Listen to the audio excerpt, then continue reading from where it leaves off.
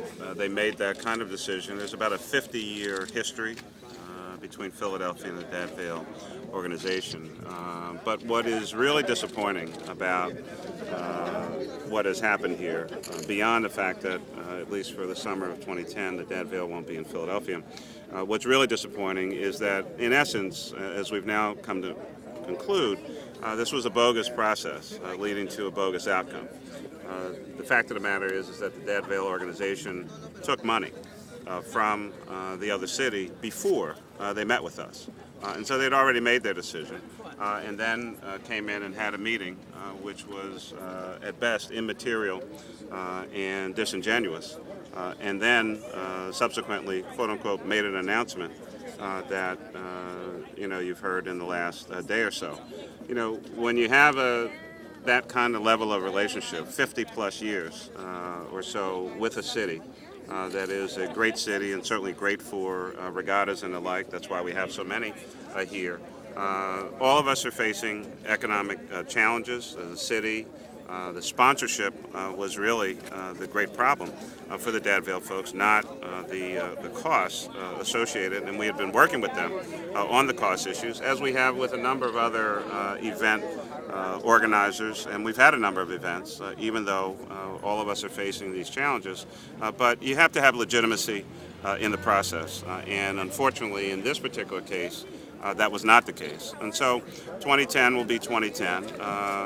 This has been a great event in Philadelphia. We're hopeful that maybe things will turn around for them and for us, and that we might have the Dad Vail in 2011. But in this particular case, it's just unfortunate that they had already made a decision, took money, and then decided at the end to have, in essence, a courtesy meeting with us, but it was not a legitimate process. Can you tell us, Mayor, what the city's offer was on the table, or what the difference ended up being? You said it was mostly sponsorship.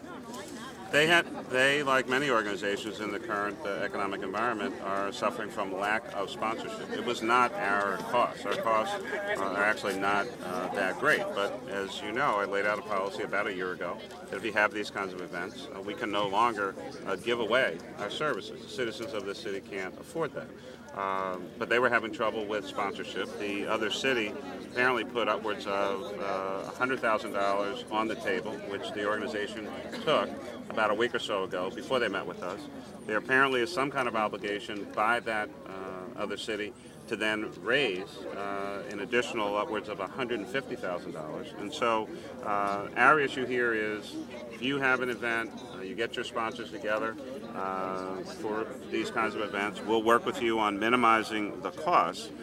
But in this particular case, we were not going to put money on the table. We have services to provide to the citizens of this city. We're trying to minimize our costs as much as possible. But it just seems to me that with a 50-year relationship, it has to mean more than going and grabbing some cash from another city in this kind of environment. I mean, I just think relationships are worth more than that. Is this a case of your policy backfiring, though? Do you think they would not, if they weren't faced with the high costs in Philadelphia,